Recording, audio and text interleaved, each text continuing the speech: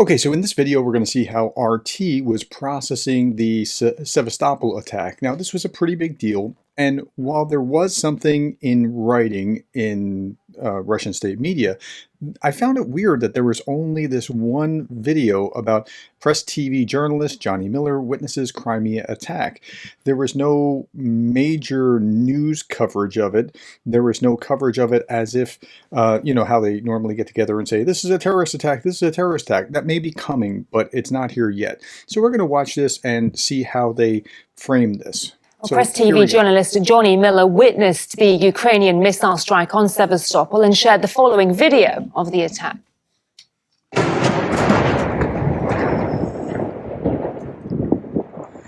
That is the sound, I think, of anti-air.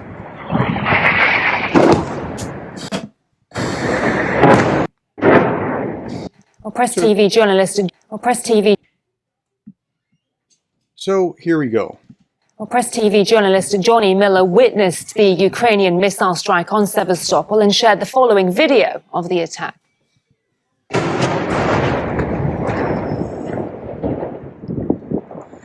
That is the sound, I think, of anti-air.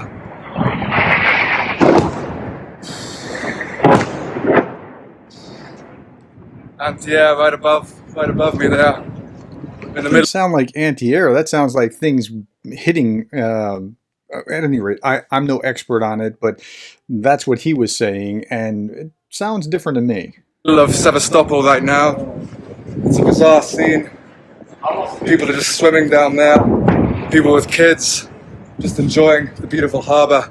And above us, the anti-air missiles are exploding in the sky. Sevastopol is currently under attack. So that tells me that though they're at war, they don't seem to think that they're in any danger if they're just swimming in the harbor right near the military. Okay, that's what it tells me. Well, let's cross to Johnny Miller himself now from Press TV, who's in the city of Sevastopol. Johnny, good to see you now. As we saw, you witnessed the attack. What can you tell us about it? Well, yeah, I was just in the harbour filming some B-roll, some footage for a news report. And that's interesting. He was filming B-roll with his camera, with his iPhone or cell phone, so that he could do something for a news report. That's interesting. That's the level of journalism that we're talking about.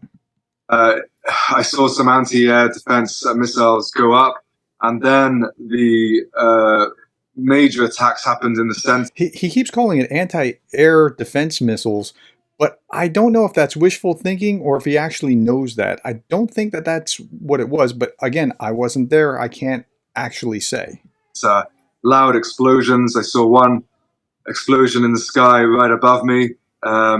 People just swimming, people enjoying. It's a beautiful city, Sevastopol, a very peaceful city, it feels like. And again, they didn't think that they could be hit. So that's the interesting thing here. That should be the headline. They thought that they were invulnerable. So this was a major attack. I've been to Sevastopol a number of times, but this is a very significant event that's happened in the center. In order to get through the Russian air defense, and there was very successful and very good quality Russian air defense around Sevastopol. Ukrainian and we all thought that. Notice also it says Sevastopol, southern Russia, not Crimea. Certainly not Ukraine. So it's interesting how they're framing this. Have to fire a lot of missiles and drones, and we saw that over a half an hour period or so. Many drones, missiles, and clearly one of them at least got through and hit the headquarters of the Black Sea Fleet. I then went to see the headquarters. Lots of civilians out on the streets on their phones looking. One man was on his phone swearing, said they just hit the center. So this is a major event for the people of Sevastopol. It's for anybody who hasn't been in a city that has been bombed, it's very scary, it's very traumatic, if you like. And I've seen a lot more anger from people in Sevastopol against Ukraine. Okay, they didn't think it could happen. It did hit the headquarters. We all know that. It was going on for a half hour, these attacks. That's really interesting. And people are like, whoa, could this happen? Yeah, because they thought they were invulnerable. from recent attacks in the city, because of this is a relatively new event, attacks in the center of the city. So it's certainly a very dramatic and scary event for people in the center of Sevastopol. A major building being hit, and then we'll have to see what future developments there are. Yeah, we've spoken before, haven't we? And you've talked about how the Western media have kind of turned a blind eye to such attacks, but we're seeing a change. The Western media turned a blind eye to such attacks? What? No, they're not turning a blind eye. They're focusing in on this and saying, "Hey, look, they're hitting back." Tides, aren't we? They're maybe a loss of confidence in the Ukrainian counteroffensive is being portrayed in the Western media with headlines describing a failing strategy. Now, considering the shift... Yeah. So the counteroffensive is failing. That's why they're doing it. That's a continual narrative here. In tone, how would you characterize this latest Crimean attack? Well, about a month ago, we saw two major politicians, Anglo-American politicians, Blinken, the American Secretary of State, and James Cleverly, an important British politician, both tweet. I saw them tweeting, "Crimea is Ukraine," and Blinken put out a statement about it. There's clearly a NATO change of policy to directly attack Crimea, and I would categorize that. I don't think that's really a change of policy. It only, since the war began in 2022, not 2014, but since the larger invasion in 2022, that's been a consistent theme from NATO. Particularly an Anglo-American who very much control NATO, I think, attempts to attack NATO. We saw that in their statements. We now see that in their policy. It's one of the reasons I'm in Crimea, because we can see increasing attacks on the peninsula. We had an attack last week. So Ukraine does have some success, but Russian air defense is very successful. But there's clearly an attempt by NATO. Russian air defense has not been very successful. It seems like every Storm Shadow shot has gotten through. That sub last week was hit 2 or 3 times, so it's not like they were successful. To attack Crimea right now, it's not really having much of an effect in terms of worrying the Russian military establishment. But it's not having much of an effect in terms of worrying the military establishment. I'm sure RT wants to hear this or wants to spread that kind of thought. Clear attempt to attack Crimea directly, and it's unclear what they expect to achieve by this. It was very scary in the center of Sevastopol today, but really not much military value has been achieved. So attacking the headquarters of the Black Sea Fleet is nothing of military value, or the communication center the day before that they knocked out is nothing of military value here.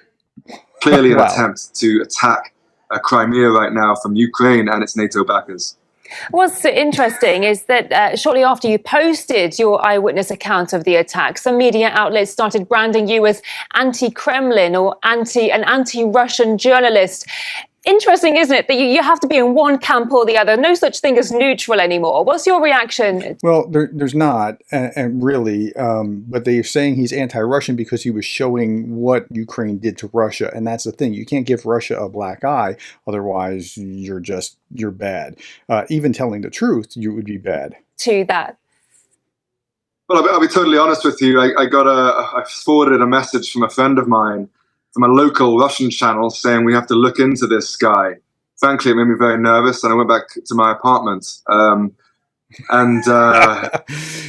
So that makes you nervous, but you think that they're the good guys. Okay. And so it's difficult, but it's interesting. I've been looking at social media now.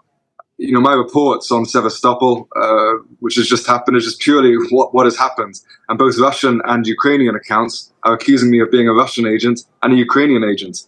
Well, and there's a sign that I'm simply just showing what's going on here. Like all my work in Donbass and elsewhere, I'm simply just showing what's going on. And so he is actually leaning pretty far toward the Russian side, but he was just walking around and heard the sound and was reporting from that.